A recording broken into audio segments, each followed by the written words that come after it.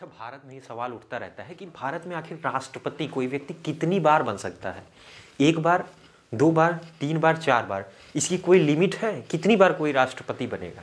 तो अगर हम इसकी बात करें, देखिए 1950 में देश गणतंत्र हो गया, संविधान लागू हो गया, तो संविधान सभा के अध्यक्ष बाबू राजेंद्र प्रसाद थे, उनको बना दिया गया अंतरिम रूप से राष्ट्रपति। अब वो भारत के राष्ट्रपति के रूप में काम करना शुरू कर दिए।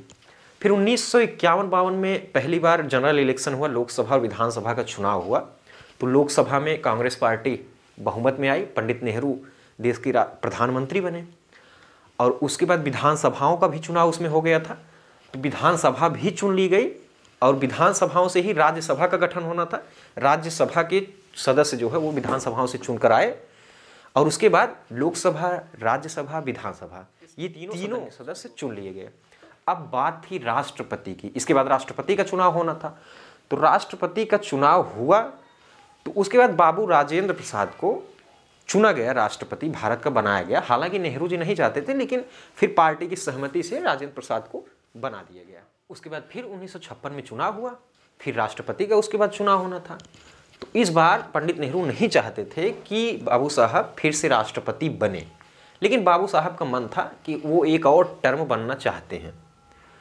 तो बहुत खटपट होने के बाद कांग्रेस पार्टी में अंततः बाबू साहब बन गए। हालांकि पंडित नेहरू ये चाहते थे कि सर्वपल्ली राधाकृष्णन को राष्ट्रपति बनाया जाए। वो चाहते थे कि एक व्यक्ति, अगर प्रधानमंत्री उत्तर भारत का है तो कम से कम दक्षिण भारत से राष्ट्रपति हो, ताकि एक बैलेंस लगे, दक्षिण भारत को भी लगे कि हाँ हमारा भी प्रतिनिधित्व वहाँ पर है।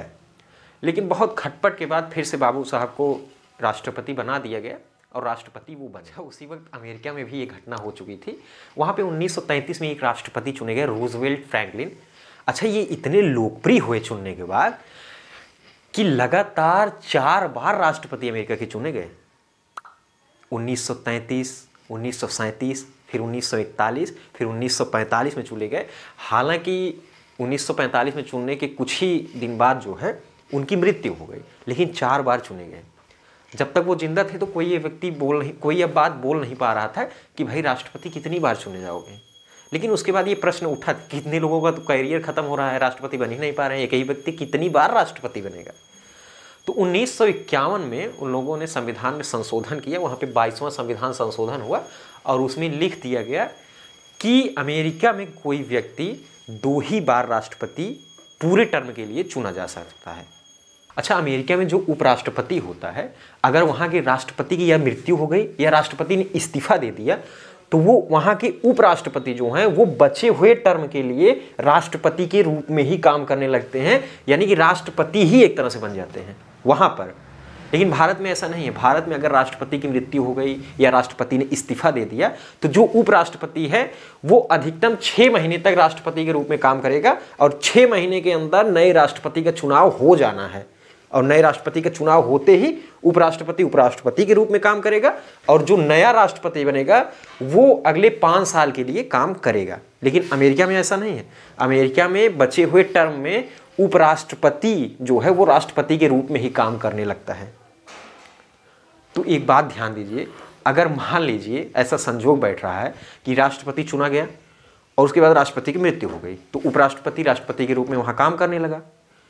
फिर उसके बाद फिर नए राष्ट्रपति चुने गए अगर अपने समय पर, और फिर से राष्ट्रपति की मृत्यु हो गई, तो उपराष्ट्रपति फिर से राष्ट्रपति के रूप में काम करेगा।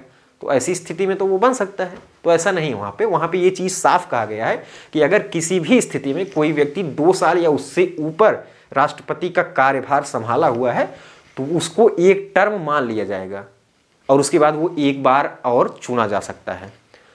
तो फिर भी अगर मान लीजिए कोई व्यक्ति 1 साल 364वें दिन राष्ट्रपति है और उसकी मृत्यु हो गई, तो उपराष्ट्रपति राष्ट्रपति के रूप में काम करने लगेगा।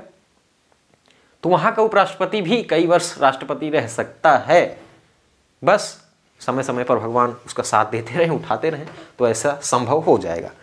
अच्छा, 1951 में अमेरिका में ये व्यवस्था तो कर दी गई कि कोई व्यक्ति 2 टर्म के लिए ही राष्ट्रपति बन सकता है, उसके बाद नहीं बन पाएगा। तो 1956-57 में राष्ट्रपति के चुनाव में जब नेहरू जी के विरोध के या असहमति के बावजूद भी बाबू साहब राष्ट्रपति चुन लिए गए हैं, तो उसके बाद कांग्रेस दल में नेहरू जी के समर्थक सदस्य ने लोकसभा में एक प्राइवेट मेंबर बिल पेश किया इसीलिए कि कोई व्यक्ति राष्ट्रपति कितनी बार बनेगा, तो उस विल में कहा गया कि कोई व्यक्ति अधिकतम 2 बार ही राष्ट्रपति बन सकता है। ये इसलिए कि हो सकता है अगली बार फिर से बाबू साहब कह दें कि हमें राष्ट्रपति बनना है, तो इसको रोकने के लिए व्यवस्था, ये बिल पेश किया गया। लेकिन फिर बाबू साहब ने मंत्रणा की, उसके बाद उन्होंने खुद ही ऐलान किया कि मैं अगली बार राष्ट्रपति का चुनाव नहीं लड़ूंगा, बल्कि परंपरा हो जाए। तो तब से लेकर आज तक भारत में कोई भी, बाबू साहब के अलावा कोई भी व्यक्ति एक बार से ज़्यादा राष्ट्रपति नहीं बना है।